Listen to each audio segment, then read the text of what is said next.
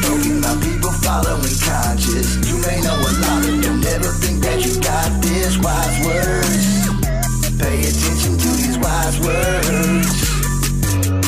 And people follow people, but seldom following dreams. They tend to follow dreams, but never know what they mean. These are wise words, pay attention to these wise words. Yeah, we're good. We are good. We're back out here at Fountain Square Emporium for another episode of Wyze Wordz.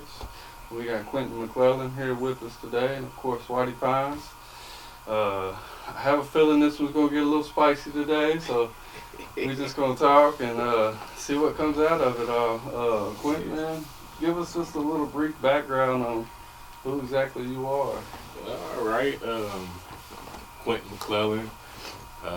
Guess I was born in New Orleans, raised in Bowling Green, Kentucky. Let's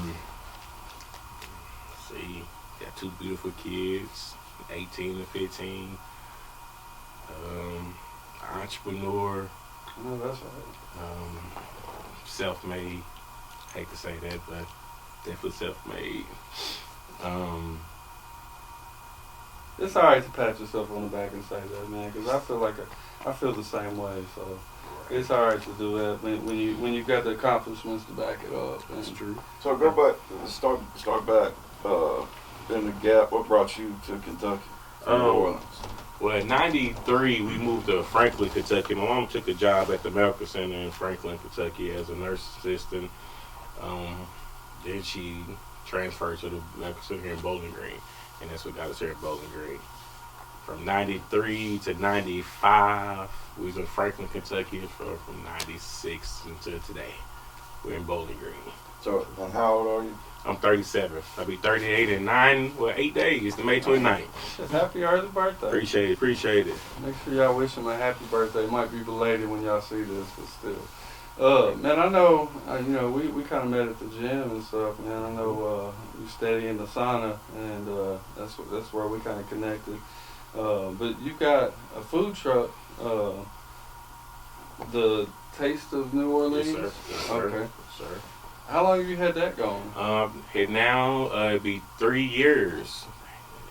It'll be 3 years in July. Man, time flies when you're having fun and making money, right? Yeah.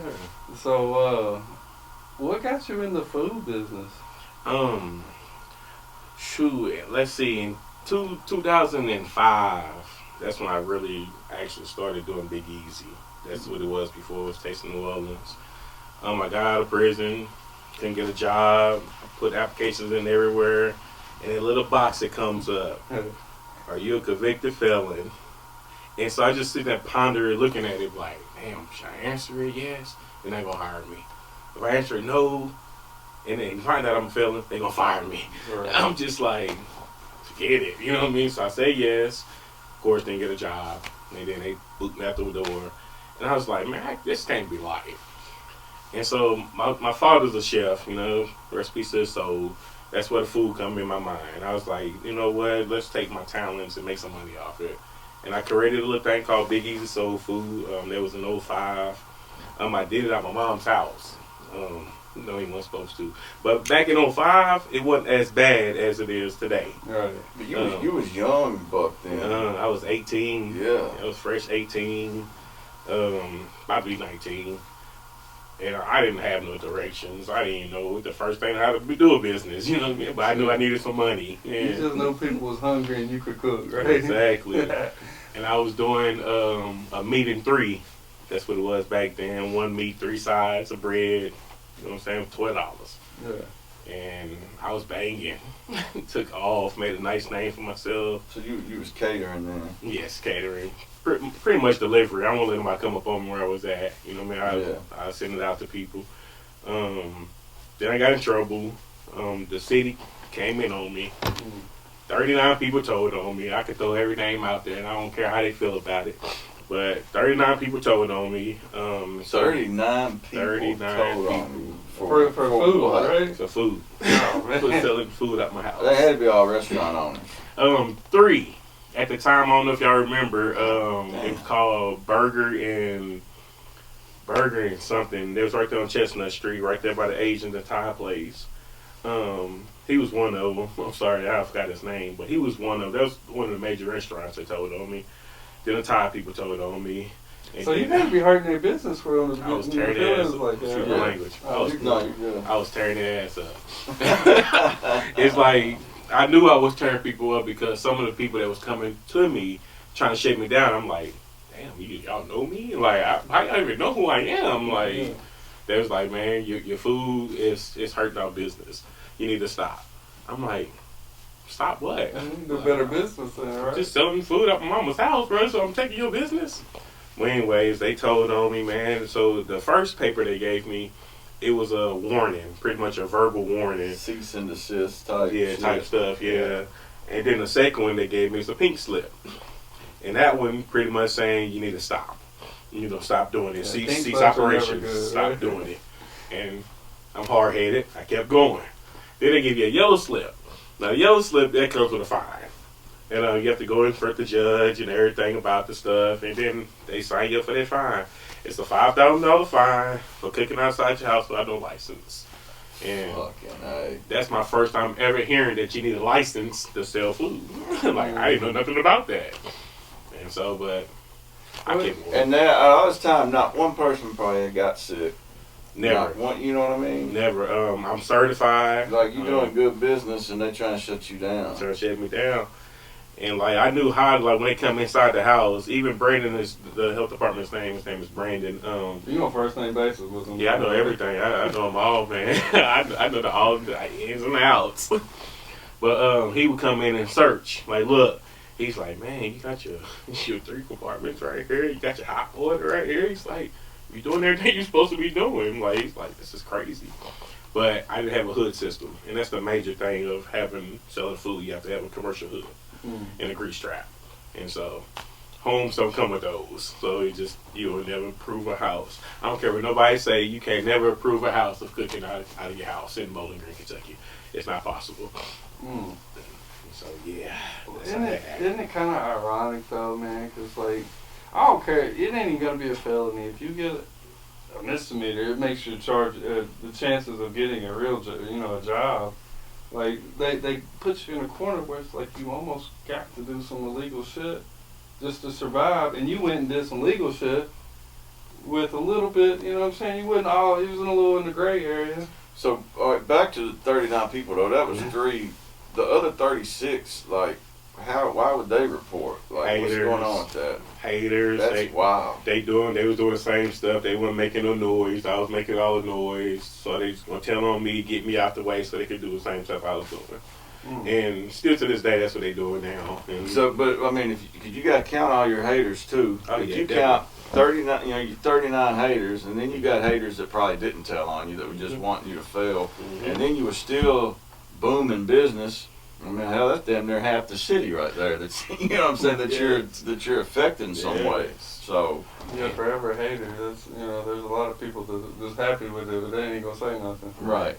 I didn't know how many people really dislike me, and so I started making money.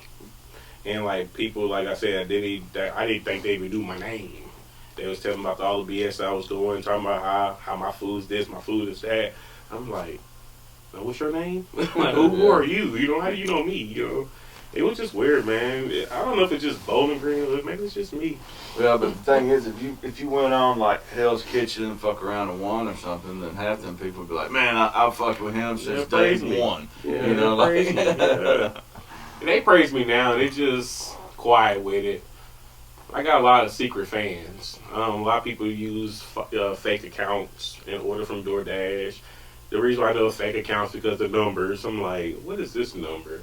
Be an Arkansas number, but they want the food on 31W bypass. So they're trying to sabotage then. Well, no, they just secret fans. They don't want everybody know. Okay. They don't want everybody know that they buying the food from me, so they change their accounts. So I mean, obviously you're still up and running. Mm-hmm. And you said DoorDash, so you're selling food on DoorDash. Yes, Uber Eats, Menufy. How has those services kind of changed the industry? DoorDash, I use DoorDash because that's what I'm big on. It reaches people that you can't reach, that I really don't know, because it's a platform that they have, and I don't know what they all go by. But like, I don't know everybody.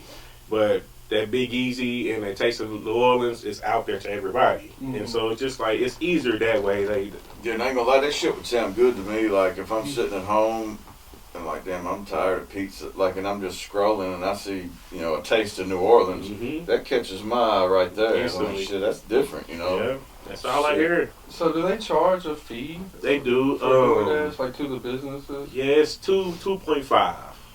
Just 2%, 2.5% of your overall sales. That's not really bad, honestly. A lot of people say it is bad because they take money from you, but imagine as many people you reach. But so, 2.5%. Are you worried about, because you're not going and taking this food to them people, the drivers, like, by the time your food gets to these people, it might be all fucked up? Or, I mean, is that just a liability you take? Yeah, it's a chance you take. But how I do it, honestly, when the DoorDash people, like, someone orders some DoorDash, I put 45 minutes on there regardless. I don't care if it takes 2 minutes. I put 45 minutes on there. And I really don't start the food until the dasher is on his way. That's when I start the food. Okay. And so when the dasher gets out there, he probably wait about 3 or 4 minutes for the food to get done. And I make sure I feed them. I give them something. You know what I mean? Like, hey, you like po' boys?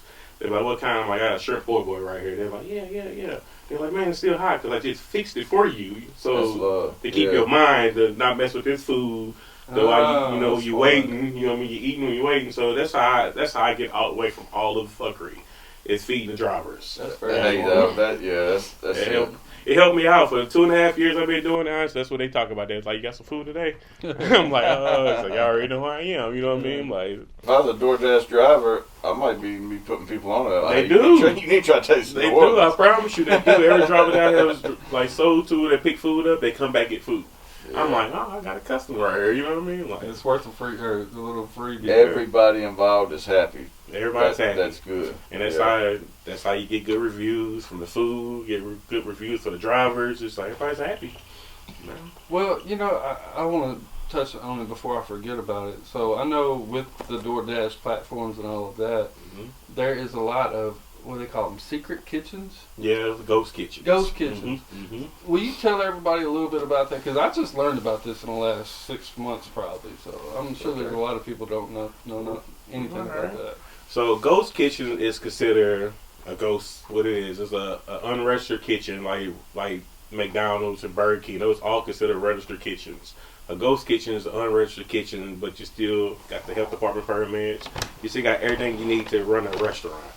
And it's a brand. Like, say for instance, I have a ghost kitchen brand. It's called it's a Philly cheese brand. It's Philly Cheese Me. That's the name of it. That's a ghost kitchen brand. And so if you ever see Philly cheeses, that just know that's me. That's the ghost brand that I deal with. They put the order on the platform like a POS. That's the point of sale system. And it comes up, shows you what it is, shows you the customer, shows you what you need. And you make the food, and just like DoorDash, they come pick it up. But there's a lot of restaurants, like bigger restaurants in Bowling Green, that have several ghost kitchens within there, right? Smoky Bones, I ain't trying to throw them out there, but Smoky Bones has 4.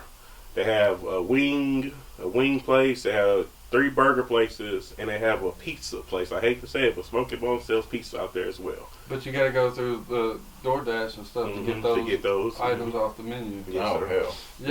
Yeah. Very interesting. When I found out about it, I was like, damn, that's kind of crazy. So, okay. So Smoky Bones is selling pizzas. Pizza, wings, burgers. But are they making it there? Yeah, okay. And we have one. But you can't walk in there and order it, though, right? Nah, you can't order it. You got to be online to do it. That shit's wild. It's a ghost kitchen. Yeah, that's wild. I mean, I probably spilled their beans, but I ain't tell you the name of their ghost kitchen. But yeah, they got 4 of them. Yeah, a lot of the restaurants, like you said, a lot of big chains are doing it. It's more revenue for you as well because a lot of people might not want none of your food, but they got that ghost kitchen menu as well, and that's coming from you. You know what I mean? So that's still profit for your business. So. Well, if you're scrolling through the platform and you're tired of all the restaurants that are here local, and you see something, completely left field. Yeah. I'm more apt to order that than I would something that I go to when I go out. People get tired of the same old shit. Especially. And we the restaurant capital in Bowling Green. I don't know if y'all knew that. There's 374 restaurants here. And they all the same. Yeah. The only thing different is the names. So Evansville's right up there too, right? Well, yeah. Evansville's got a whole lot of restaurants too. So much, and they similar to us, but they got different. Yeah, names. they do. They got They different branch shit. out. They all the way go to New Albany, Indiana. They got all everywhere. Yeah. Why you think that is? It's just people lazy, man. It's conveniency. Nobody wants to cook no more, and so the restaurants win. So if you could put 5 McDonald's on one area, 4 of those McDonald's gonna bang. You know what I mean? One of them might do so good, but 4 of them gonna bang because the conveniency of them. People getting off work at 5 o'clock, they don't want to feed their 6 people at home, so they go to McDonald's and get this drive-through, spend $90. That's facts. I was seeing something the other day of the increase in menu items in the last 2 years. To me, like McDonald's, you're gonna spend the same amount of money no matter where you go, dude. Like, so me, I'm gonna go, like, I like Freddy's.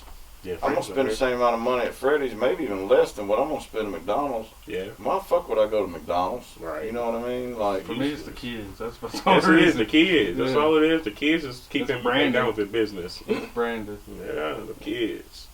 Yeah, man. That's what I'm trying to get to, though. That's my competition. When I tell anybody that's like just as broke as me, that's what I tell them. If you just as broke as me, you're not my competition. It's like I'm trying to go to McDonald's, Burger King, the people that got $6.8 billion a year. Those are my competition. Like, if you frying fish just like I'm frying fish, you're not my competition.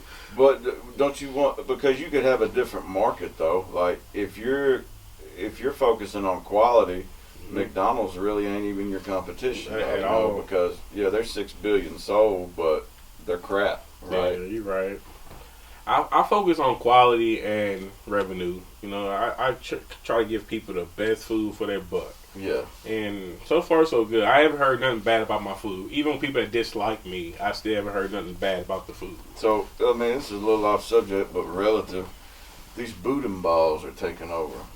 These fucking, like, I don't know what they are. I ain't had none yet. It's not real. But everybody going crazy over them, and they're Cheetos. It's not real. Boudin balls. What do you mean? Now, I'm going to ask you, because you're a New Orleans connoisseur. Mm-hmm. What's the deal with these Cheetos Boudin balls? So the first thing first with the boudin balls is what they do around here. For one, in a real New Orleans boudin ball, it's only rice and ground beef, and you use the breadcrumbs whatever you choose to fry it in. There's no cheese in it. There's no shrimp in it. There's none of the stuff that they use in. And they're not that big. They're not huge. Right. They like a little smaller than a golf ball, honestly. That's the size of the real ones. Yeah. And the only frying crumbs you use is a kind of a breadcrumb, like Italian breadcrumb or some type of other breadcrumb. But I would never eat the new one, the new strands of boudin balls. Yeah. It's just they're doing too much. It's like, for one, that big ball. I don't know if you ever mess with the pork. I mean, with the beef and the pork, whatever. Because it's beef. Sometimes it's beef, pork, and rice, and it's like slimy almost. So it's just like, I don't understand how they even roll them up like that to even make them like they done. Because it's hard to fry one without burning one. And so y'all making them that big. I don't get how they even. Well, yeah, to me it looked like the one I saw. They was called it like a hot Cheetos boudin ball, and it looks like a big deep fried cheese stick. Right. You know, basically with the Cheetos, whatever they do with it. But people, they're like a little craze right now. I don't know how long that'll go. But That's a TikTok phase. So, but you're not a one-trick pony. You got a full kitchen. You got a full, got everything. I got to do better with my desserts, man. Be honest with you, I do. Because I can't bake work nothing. I can't. I pay $65 for somebody to make some banana pudding for me because I know I mess it up. So if they professionals, I'll pay the professionals. Yeah. And so once I get my baking together, I would have probably one of the best. I mean, I'm not just saying just to be cocky, but I think I probably have one of the best menus in Bowling Green for the price that I choose to, sell it as. So right now you're catering. What's the future plans on getting a brick and mortar establishment and doing like a real Cajun sit down? Because I think that would go. Well, we still in the process. I had 2 buildings that I got kind of talked out of. One was on Scottsville Road. I would like to see, like, you know, like for my meat and threes, like I eat a lot of meat and threes, like in Tennessee, like you know, Nashville. They got really good hole in the wall. When I say meat and three, I want cracks in the wall. I want a little dirt on the floor. Yeah, that's how you know you're gonna get good. Yeah. But as far as Cajun restaurants, I wouldn't mind like a real legit Cajun restaurant here, like, you know, like white tablecloth. You know what I'm saying? Sit down with the silverware and shit. Like, what do you envision when you think of a restaurant you would like to have? Would you like to go kind of the more meat and three, or would you like an actual sit down, you know? The idea is to have an actual sit down to where it's more of like a family casual, like setting / party. Because if you know anything about New Orleans, it's partying. Right. You know what I mean? So that's what we plan on, having a sit down part and then having the bar area to where it's live. Mardi Gras style, everyday music, good food. But you have to have a family setting as well, because a lot of families in Bowling Green. And a lot of these restaurants not family setting. They just enough to get some food and go. Yeah. My ideal of a family setting is entertaining the whole entire family, not just the food. Right. You got the kid areas where they can play the video games and they choose to do that, the board games, the color and all that stuff. That's old school. You know what I mean? Like, do some wall climbing type shit, you know, trampoline type stuff, zap zone. That's my ideal of a family restaurant. So where you turn these damn kids out, you feed them, y'all get in the car, y'all going home, take baths, and everybody go to sleep. You know what I mean? Like, but you don't want to go out to eat, then go home and eat again. No, for sure. That's useless to me. But that's the idea. I leaked some information out there. I wasn't supposed to do that, but that's what we're in the process of doing now. With the alcohol license to get the real daiquiris here, because no one in Bowling Green does daiquiris, the real daiquiris. There's a freeze cups. I don't know if y'all know anything about that, but in New Orleans, there was this lady that sold candy at her house, and she had freeze cups. And at the bottom of the freeze cups, there was a quarter under there. And so if you get a quarter, you get a free freeze cup. And so my version of it is, because it's gonna be 21 and up. I'm gonna put a quarter at the bottom of it. If you get that quarter, you get 2 cups. You get 2 shots in your freeze cup to where free of charge. Anything you choose to get. That way now you spike your freeze cup now. And so now it's not just a simple frozen cup. It's an alcohol beverage. You know what I mean? And you get a free cup. I mean, you get free 2 shots with that quarter. And so that's my ideal of it. So you actually wanting to bring some culture. Yeah, you gotta have some culture here. You gotta have some culture. I just don't do food just to be doing food. Everybody can fry a piece of fish. You know what I'm saying? Everybody can fry some chicken. Everybody can make a shrimp po' boy if they knew what it was. Yeah. A lot of people don't even know what it is. You know what I mean? But it's something that everyone can do. And that's part of the taste of New Orleans is the culture. The culture of it. It's not the food. The food is anybody can do. It's just the culture. It's a byproduct of it. Like you got a built-in culture, and then you just kind of get to eat. So. Exactly. Yeah, well, that's definitely like New Orleans is one of a kind. Like there's no other city. Even the seasons, like it. The evening seasons come straight from New Orleans. You know, I get that straight from New Orleans. I don't go to Walmart and get anything. I go straight from New Orleans to get that. I might get some hoagie because I run out French bread or something. But other than that, everything is imported from New Orleans, from the sausages to the meat to the gator. That's all from New Orleans. The crawfish is all from New Orleans. I can tell you're speaking his language, man. I'm telling you, man, it's just like the food is very authentic, man. I know we're here to talk about the food, but the food is very authentic.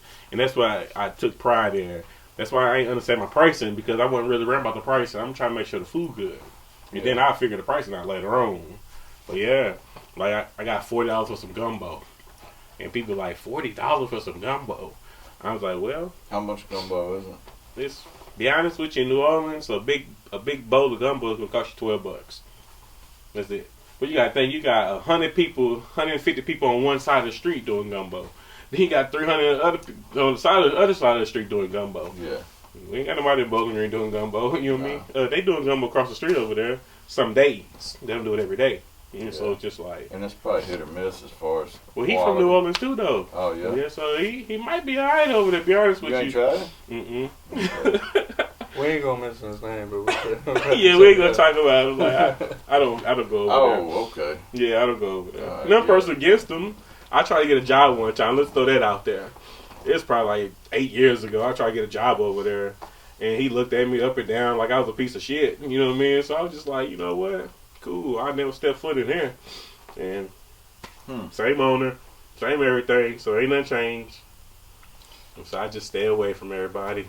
Just stay from over there. Man, I gotta ask you. I don't even know, like, how. I don't even know. You got any good, like, hoodoo stories or whatever? I do, but to be honest with you, it's not good to share them. That's bad luck if you share your voodoo stories with people that don't practice voodoo.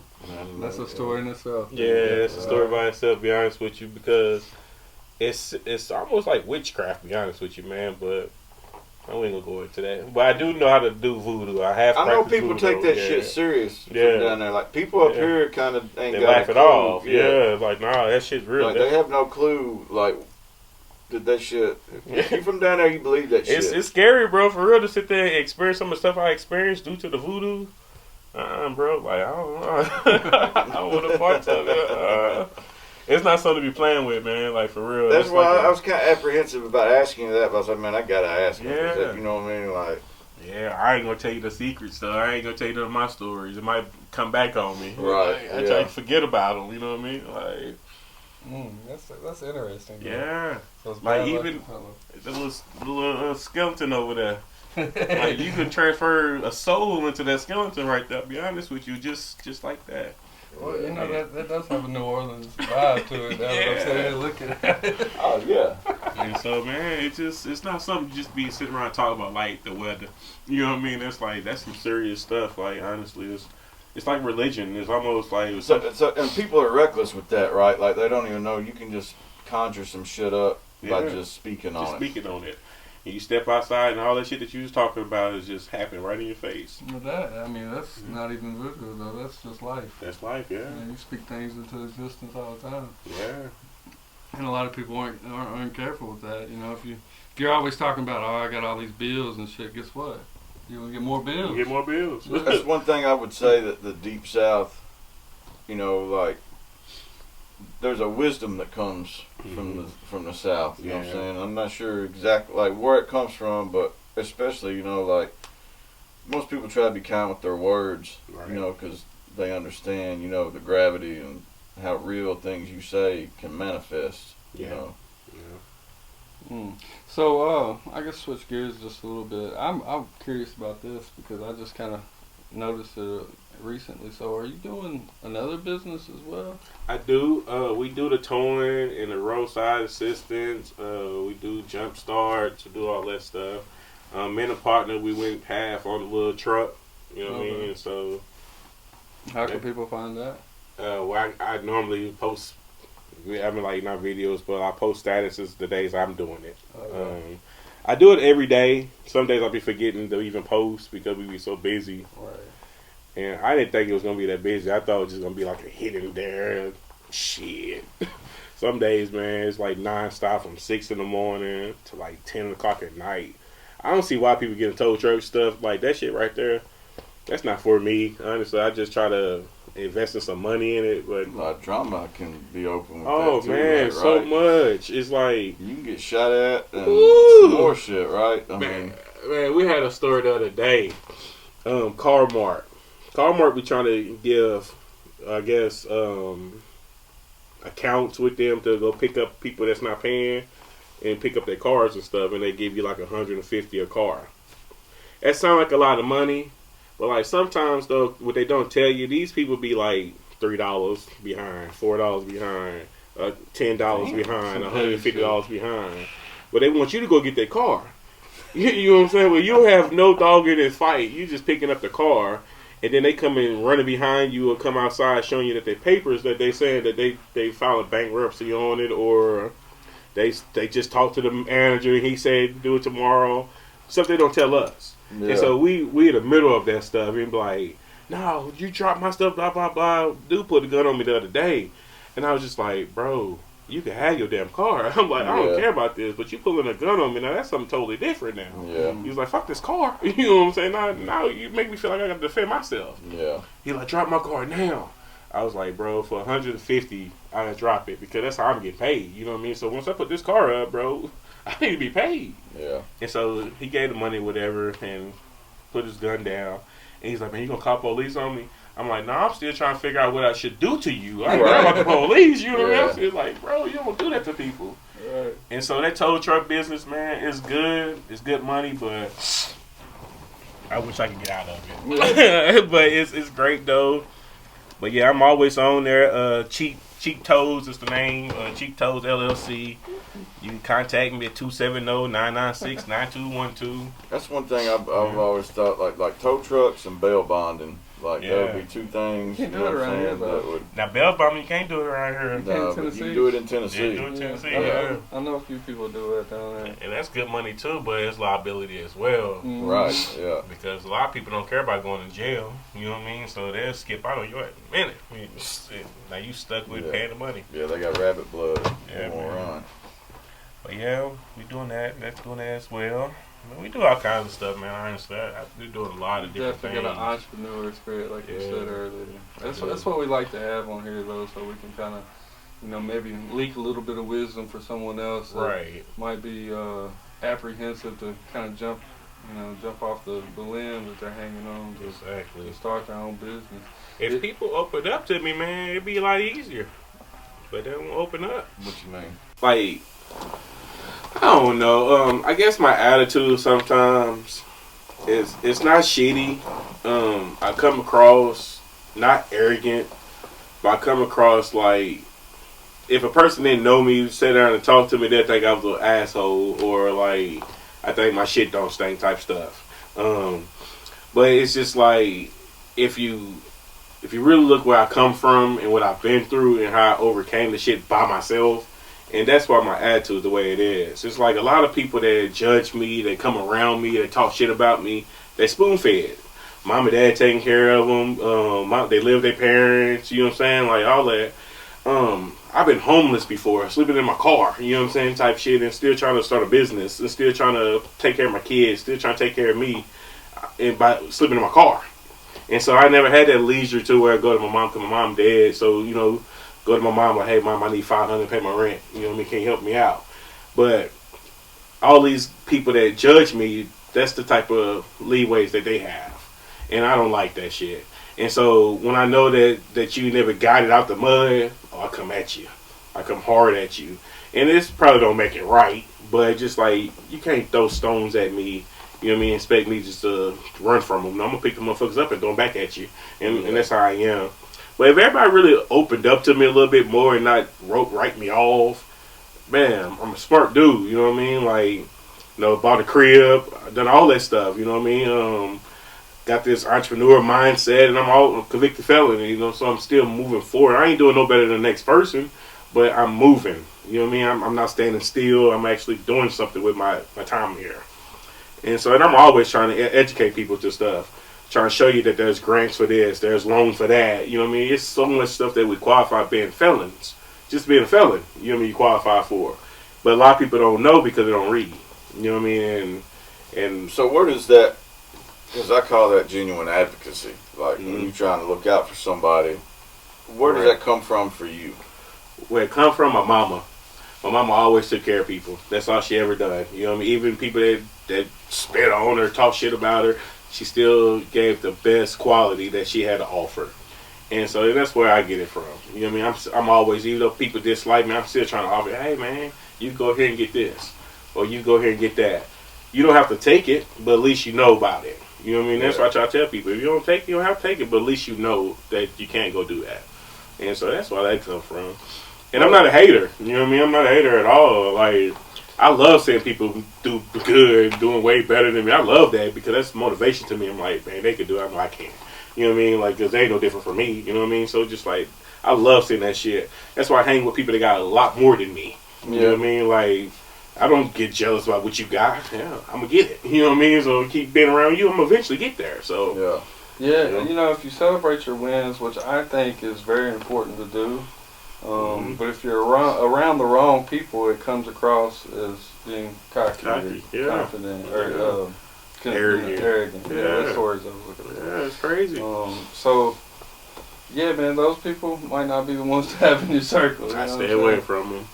Because everybody don't get it, man. Most people don't think out of the side of the box. It's too difficult, you know. Right. Well, yeah, man, I think a lot of it's like you said, like not everybody has a support system. Mm-hmm. You know, so how important is it for you to like y'all was talking earlier? Sometimes you gotta give yourself props. Yeah, you know what I'm saying. You do. Like, especially when people tell you that you can't do it. And you're not going to do it. There's no way in hell you're going to do this. What do you mean? Like, shit. Yeah, I'm doing it now. I'm doing it now. Like, now what? Right. I'm going to do it and record it. We're going to call it a podcast. Exactly. People's weird, man. Like, I just stay away from people. I do. I really do. Yeah, man. Just, that's why I'm at with the situation. So, COVID, did that help or hurt, like, a businessman like yourself? Because I could see it both ways. It helped me, to be honest with you. The reason why I say that, because before the PPP, I didn't have no money. Like, I didn't, I was barely making it. So you flipped that PPP? I flipped the PPP. A lot of people got that PPP and didn't flip it though, right? I flipped that bitch 10 times. Like, for real, to the point where I'm not living off the PPP, but the PPP got me out of prison. You know what I'm saying? Got me a lawyer. You know what I'm saying? All that stuff. That was a PPP. You know what I mean? And, like, I just flipped the money. It was money that was guaranteed to me. It sucked that I got it around the time I got in trouble, but it helped me out. And, technically, for anybody watching, it was like, well, he was technically supposed to put that PPP into a business. He really did. He did. If you are the business, then, hey, that's what you use it for. Exactly. You needed a lawyer at that time. Exactly. So, damn, that's what it is. And I got forgave for it. Just in case y'all want to know, I got forgave for it. Okay. So it's just like, hey, so they wrote it off. Like, so with PPP, you had to have a employee. So are you structured as a corporation or? No, I'm still an LLC. But I had 9 people on the LLC at that time that we got the PPP. Okay. And so that's how I got the employees. The money for the employees. Gotcha. Yeah. And see, Miss Don Boaters. I can't say her name for that. I'm sorry, Miss Boats, if you listen to this. She works at the Housing Authority. She does all the small business, grants and stuff for everybody that wants a small business. Go holler at Miss Boats at the House Authority of Bowling Green and show her your plan, tell her what you want to do, and I guarantee she'll make that shit a dream, make it come true. But she told me about the PPP. I was telling her that I'm about to close my business down because I don't have no money. She like, have you thought about the PPP? I was like, what is that? And she explained it to me, and I had to hook up with an accountant because that's who filed it for me. And they showed me how much money I qualified for. And I was like, damn, for real? And you got that money less than 48 hours. Yeah. Like, for real, it's just that quick. Yeah, I got the EIDL loan, but they ain't forgiving that shit. Nah, it was way more, though. It was like, what, 30 a person, wasn't it? 30,000 a person, something like that? I don't know. Yeah. I mean, I ain't gonna try to expose how much I got. Yeah, I don't know. I got this little penny, though, man. I did. It was more than I was on the line of making, to be honest. So it gave you a breath. Or resuscitated the business. Yes. That way, I fought my case for 3 years, and I still managed to get out of it and still continue my business. And so, they helped me out. Appreciate you, government. So, how receptive has the city been now that you're kind of getting all your shit together, basically, what I'm going to say? They slowly giving me a shot. Slowly, but just like sometimes, man, the last image people have of you was the last words was said about you. And it's not about who I am as a person, it's about what was said about this person. And so it's just like, you got to know me to really open up to me, because I'm not going to hurt a fly unless the fly was trying to hurt me. But with that being said, just like, if you don't know who I am and you hear my story, you're like, nah, I ain't messing with him.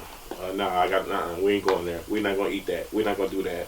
Because the image of him, like, man, that sounds bad. Like, ooh, God, he's a criminal. You know what I mean? But in reality, it's not as bad. But people slowly but surely opening up to me, man. Like, I'm getting catering jobs. I'm turning down jobs. You know, I was in a situation to where I need the jobs. And now I'm turning them down now. I'm just like, nah, I don't want to do that. What qualifies as a job you don't want to do? Pretty much enemies. Anybody that ever say anything. I'm opposite. I'm not one of those type of people just collect people's money just because. If you ever say anything about me, any kind of form or fashion, my business or anything, you would never get my business. I would never do no work for you. I don't care if you offer me $100,000. No, I don't want no parts of it. So you hold principle in a high esteem. Big time. Time. It's I'm not gonna shake for no dollars. It's never about the dollars. Like, I could go shake my ass and get $1. You know what I mean? So it's just like, it's a principle to me. It's like, why talk about my brand and then you need my brand later? I'm like, no. You're not getting my brand. No, I get that. I actually respect that. I don't want no parts of it. So that right there, that's the main qualified, like, that would disqualify me from doing the job for you. Yeah. Anything else, I do. No party too small, too big. You know what I mean? I do anything. Yeah, but you can't talk crazy about me. Then expect me to help you out later. What's some of the events you cater? Like, recently we did the Westerns cater. That was last year though. That was recent last year. That's the biggest one we did, honestly. On campus, there was 380 people. I did that with 3 people. Boy, that was hell. But hey, we got it done. 15,000. Like, they wrote the check, and I'm just looking at the check like, is that mine? You know what I mean? Like, that's for me. So like, yeah. So you don't charge for food? You just I do. In that sense, in that situation though. Like, well, no, I didn't charge them for the food. I charged them for the event. Right. Okay. Yeah, they wanted a crawfish boil, and I just charged for the whole event. And it was, I want to say it was like, I think I had 500 pounds of crawfish out there. I was about to ask you how you did that. That's a lot. It was a lot of crawfish. When the UPS man brought me to, because I got it from Michigan, got it from New Orleans. It was truck. It was 4. It was 4 big tubs. He's like, they in there moving. He's like, what is in here? I was like, I don't know, man. Why you breaking it to me? Like, I knew what it was. He's like, yeah, it says on the side, it's still alive. I'm like, yeah. But it was 4 big tubs. And he's like, man, what are you going to do with all that in there? I was like, I don't know what it is. I got to figure out what it is first. But yeah, we did a girls club event. We did that. There was 75 people. That was most of the staff members and stuff and their families. That was cool. What else we did? A Fruit of Balloon catering. That was 110 people. But just, I do anything. I haven't had nothing. June the 11th coming up. That's in Orangeburg though. That's a family function. I think it's a family reunion. To be honest with you, but they say it's 300 people as well. So that's gonna be a nice little penny. And I got to pick the menu, and so that was good. Most times I don't pick the menus. They tell me what they want, and I go from there. But when I pick the menus, I don't go with the cheap stuff. I try to give them the best thing we offer for their money. And they're like, we didn't pay for this. It's okay. That's what you asked for, though. You know what I mean? So that's how I get people. I give them something to get something. You know what I mean? Right. Like, and everybody I cater to, it's word of mouth. It's based on how much food I gave them, and that's how they tell everybody else. I was going to say that. I'm glad you said that, the word of mouth thing. They say that's like the ultimate form of marketing is word of mouth. Sometimes. Obviously. But, if you're doing good business, which it sounds like, you have been, especially if you got good food, but word of mouth is very powerful, If you can get referrals or word of mouth, it goes a long ways. What advice would you give to someone that was trying to just get started in the industry and kind of follow your path? What would be like one of the first things you would tell them? Don't give up. It's gonna get hard before it gets easy. There's some days you're gonna be wanting to throw in the towel because you ain't gonna have no money to do nothing. Just don't give up. It's like when you give up, all that dream, all that passion, all them goals that you have in your mind is out the window. You will never achieve anything you've given up. And just no matter how long it takes, it took me 15 years. You know what I mean? So just keep going. think Don't give up. I think that's the problem. That so many people get bored with what they're doing, or discouraged that they want to start something new every few years. Right. And they don't really get the momentum that you get from the compound interest with time. Mm-hmm. So many times we think about compound interest as like something with money, Right. which it is. But I think there's a big value in business and time with compound interest as well. Right. Especially when you're trying to be rich overnight. Get that out your head. Don't happen. Like, get that out your head. Don't happen. If it does, you going to prison. That's all I can tell you. You going to prison. Yeah. Or everything just lined up for you, and you just kind of. Something going on, man. But even in that situation, when everything lined up, there's usually a lot of things you did to put yourself in that situation. Yeah. Yeah. Yeah. But this is the Wyze Wordz Podcast, so we always like to ask this. If you watch this, you know this is coming. But is there any favorite quote that you have that you kind of carry with you every day? My favorite quote. It is what it is. That's a good one. Nobody said that yet either. It is what it is. Nobody said that one yet. It's so simple, but it's so true. It's so true. It is what it is. Yeah. Everything, I live my life like that, no matter what I go through. It is what it is. Yeah. That's a level of acceptance, though, I feel like that's needed, especially nowadays.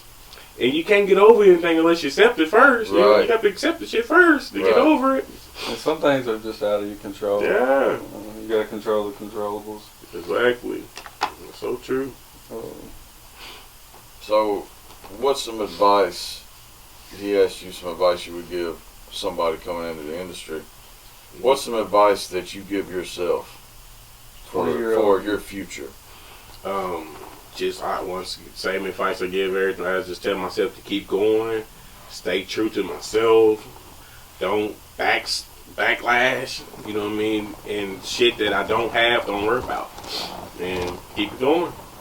That's all I do every day. If I don't have it, I want meant to have it right now. What have you learned from like being at the bottom? What is like one of the lessons that you learned from the bottom? It's not fun down there. And nobody cares about you at all until you come up. But being at the bottom, that really helps you how to stay at the top when you be at the bottom for so long. And it's like I'm still at the bottom, I'm just not at the ground, you know what I mean? Like I'm actually on my 10 toes now. It was on my back, you know what I mean? So like now I'm actually on my feet now, and so it's just like I look at that as like, man, it was a lot worse last year. You know what I mean? A lot worse before that, year before that. And that's why I tell myself every time, I'm like, you know what? That bottom is not bad when you actually walking on the bottom. You know what I mean? That's true. That's how I am with it, man. There's levels to the bottom and the top. So. Oh, yeah, definitely. It's more levels to me personally. It's more levels to the bottom than it is to the top. Because once you make it to the top, it's kind of hard to maintain when you fuck with the wrong people. But once you're at the bottom, it's like you got so many people coming at you. You don't know who's the wrong person. You know what I mean? Like, you got so many people. You got these people, the drug dealers that's coming at you. It's like, here, I give you 10 pounds to get off your back. Mm-hmm. But now you throwing rocks at the penitentiary now. You know what I'm saying? So now you're definitely going to be on your back on the concrete. And so it's just like, then you got all these food vendors. You know what I mean? Throwing food at you. Left like Cisco. Let's throw Cisco name out there. Cisco gave me $35,000 worth of food when I didn't even know I was going to make $1. And they gave me $35,000 worth of food. So they already trying to set you up for failure.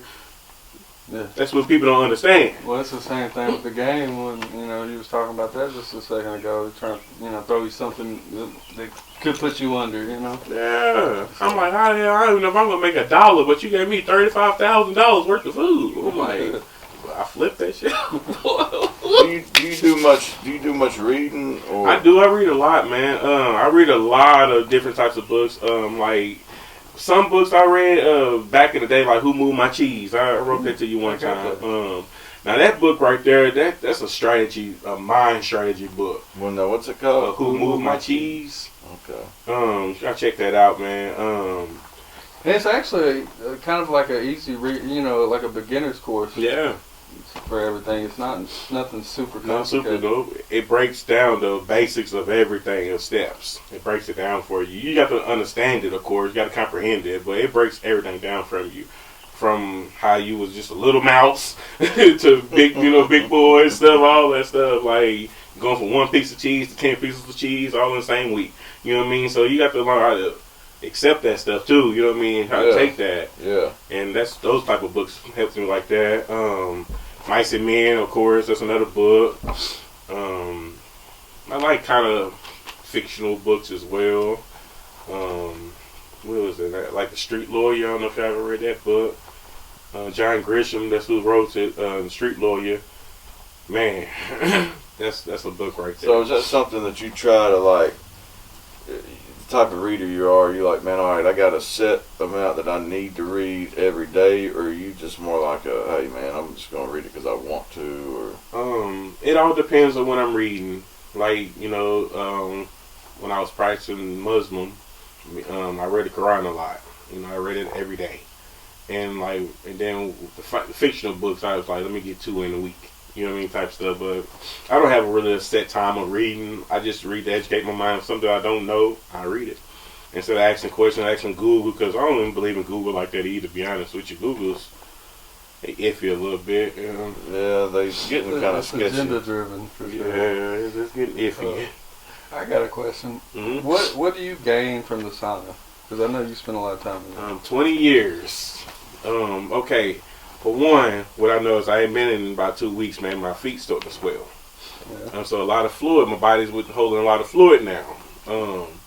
So going to that sauna a lot, for one, helps my allergies. I'm not sniffing all the time, and I'm not holding fluids that I'm not supposed to be holding. And so that's 2 things I noticed that I'm getting from sauna. Another thing, peace of mind. You know what I mean? Like I go to that sauna, I'm away from everybody. I went to jail twice in that sauna. Oh shit! Recently. But other than that, though, it's a peace of mind. I go in there. I turn my phone off sometimes. Or put it on Do Not Disturb. Just listen to music, where nobody can bug me. You know what I mean? I'm in my own little zone, my own little area, and then when I'm ready to be bugged, I'll be bugged. And so that's it, man. My health issues and my peace of mind, that's what I get out the sauna. Yeah. I've been doing it for 20 years, and so far, so cool, man. I ain't trying to kill myself with nobody. Yeah, I like it because it just kind of, like you said, they're little boxes where you can just kind of get away from the world and kind of focus on, yourself and your inner thoughts. Because, exactly. You want to get out, you know what I'm saying? But you're forcing yourself to go through the uncomfortable the whole time. So. Yep. Exactly. It's definitely hot in there. It should be like 200 degrees. Right, yeah. You don't really think, I think it's more mental than anything, honestly. Yeah, it's all mental, though. That's the thing. It's mental practice in there. So. Hell yeah. Man, we always do this little rapid fire section, man. Something a little fun. So we're going to kind of pop off some questions, and you just let us know the first thing that comes to mind. Okay. Are you a morning person or a night owl? Morning. What's your favorite thing to cook? Oh, don't have one. I like cooking. I really don't have no favorites. Your signature meal? My signature meal, my gumbo. Gumbo. Mm-hmm. Red beans and rice, too. There's 2 of them. iPhone or Android? Android, of course. Android. What type of music you listening to? I'm open. I listen to all different types of music. I don't really have a certain genre. Just listen to all different types of stuff. From rock and roll to Who's in the deck right now? Who's in the playlist? I was listening to T.I. a lot, man. I still be listening to old school T.I. I'm serious. That's how old I be listening to T.I. Yeah. I don't like none of that new rap stuff, man. To be honest with you, it's confusing. So, I mean, I don't even understand it. And I'm in an urban life, but I still don't understand half that stuff. So You can't. They're mumbling through it. yeah, exactly. No, I mean, I love some T.I. and I'm Serious is probably one of my favorites. So I get that. I was listening to Britney Spears the other day. Like, me and my girl was being funny. We was listening to Britney Spears. Yeah. I don't know if I could do that. Yeah, she's weird. Man, Netflix or Hulu? Netflix. Yeah. Dark liquor or clear liquor? I don't drink. None of them. Coffee or tea? Neither. You Both nasty. You got any pets? I got dogs and pets. That's about it. My little girl, she actually has a golden doodle. Okay. $650. kind of shit is that? So, are you a Saints fan? No. No? Okay. What's your football team? I don't really have one, man. I just like Tom Brady. Yeah. Man, so he's out of there, so I really don't have no team at Did you all. watch the roast? I was wanting to, but I like Tom Brady, so I must hold off on that one. It's funny. You should We'll watch hold off on that one, man. Because anything with Kevin Hart, and I know they get that man a hard time, so I don't want to watch it. I'll leave it out. Every time I see it on Netflix, I keep going. Fair enough. Like, Fair enough. yeah. What you got, Whitey? You got anything? No, I'm good, man. What is there anything that you want to touch on before we kind of wrap this up? Nah, man, I think we touched on everything. Tuesday through Saturdays, I'm going to be at the Aaron's area from 11 to 2 some days, 11 to 4 other days. It depends. You see the red trailer, I'm there. But Tuesday through Saturday, 11, let's do 11 to 5. You talking about Aaron's on the bypass? Yes, Aaron's on the bypass and Harbor Freight parking lot. Okay. And that's where I'll be at. If y'all want to try some food, DoorDash. You know, Yeah, call my I'm number. gonna DoorDash some of it. I'm gonna check it out, man. Yeah. Y'all go check him out, man. He's got some good things going on, and I appreciate you coming through. I appreciate y'all having me. sir. Yeah, I appreciate I think y'all it's having really me. good. I feel like you're just a really passionate dude, you know what I'm Yeah. saying? Just got with that will to win, you know what I mean? So, you know, people are going to take it how they're going to take it, you know what I mean? Regardless. You can't control it, so.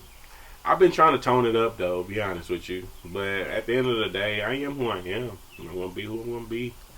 That's Yeah, the best way to be, man. You gotta be authentic.